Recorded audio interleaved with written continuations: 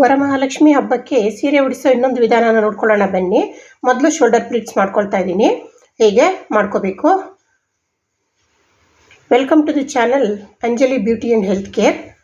ನಮ್ಮ ಚಾನಲ್ನ ಸಬ್ಸ್ಕ್ರೈಬ್ ಮಾಡ್ಕೊಂಡಿಲ್ಲ ಅಂತಂದರೆ ಈಗಲೇ ಮಾಡ್ಕೊಳ್ಳಿ. ನೋಡಿ, ಶೋಲ್ಡರ್ ಪ್ಲೀಟ್ಸ್ನ ಇದಕ್ಕಿಂತ ಡಬಲ್ ಮಾಡ್ಕೋಬೇಕಾಗತ್ತೆ. ಹೇಗೆ ಮಾಡಿ ಪಿನ್ ಹಾಕ್ಕೊಂಬಿಡಿ.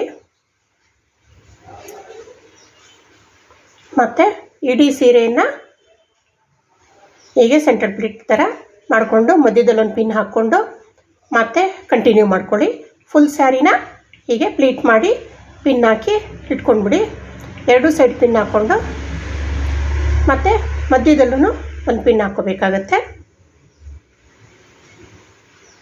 ನಾವು ಡಬಲ್ ಮಾಡಿ ಸೀರೆ ಉಡಿಸ್ಕೊಳ್ತೀವಿ ಕಳಶಕ್ಕೆ, ಹಾಗಾಗಿ ಮಧ್ಯದಲ್ಲೂ ಒಂದು ಪಿನ್ ಹಾಕ್ಕೊಂಡ್ಬಿಡಿ.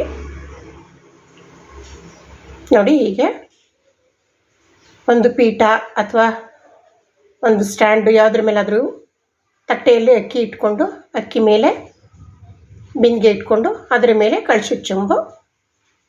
ಆ ಚೊಂಬನಿಡಬೇಕಾದ್ರೆ ನಾನು ಡಬಲ್ ಸೈಡೆಡ್ ಟೇಪ್ ಹಾಕಿ ಗಟ್ಟಿಯಾಗಿ ಕೂರಿಸ್ಕೊಂಡಿದ್ದೀನಿ. ಈಗ ಈ ಪಿನ್ನನ್ನು ಬಿಚ್ಚಿಬಿಟ್ಟು ಹೀಗೆ ಹರಡ್ಕೊಂಡ್ಬಿಡ್ಬೇಕು. ಹರಡ್ಕೊಂಡು ನಾವು ಸೆರಗೆ ಏನು ಪಿನ್ ಮಾಡಿ ಇಟ್ಕೊಂಡಿದ್ದೀವಲ್ಲ ಆ ಸೆರಗನ್ನ ತೊಗೊಂಡು ನಾರ್ಮಲ್ ನಾವು ಸೀರೆ ಹೇಗೆ ಉಟ್ಕೊಳ್ತೀವಿ ಹಾಗೆ ಉಟ್ಕೊಂಡು ಮೇಲಿಂದ ತೊಗೊಂಡು ಬಂದು ಅದನ್ನು ಹೀಗೆ ಅಡ್ಡ ಇಟ್ಕೊಂಡು ಡಾಬ್ ಹಾಕ್ಕೊಂಡ್ಬಿಡೋದು. ಮತ್ತು ಕಳಶಕ್ಕೆ ನೀವು ಹೇಗೆ ಏನು ಇಡ್ತೀರಾ, ಮುಖವಾಡ ಇದು ಏನು ಇಟ್ಕೊಳ್ತೀರೋ ಇಟ್ಕೊಳ್ಳಿ. ನಾನು ಸುಮ್ಮನೆ ಒಂದು ತೆಂಗಿನಕಾಯಿ ಇಟ್ಟು ತೋರಿಸಿದ್ದೀನಿ. ಹೀಗೆ ಏನು ಒಡವೆ ಹಾಕ್ಕೊಳ್ತೀರ ಹಾಕ್ಕೊಂಡು ಮತ್ತು ಹೂವಿಂದನೂ ಅಲಂಕಾರ ಮಾಡ್ಕೊಳ್ಳಿ. Thank you.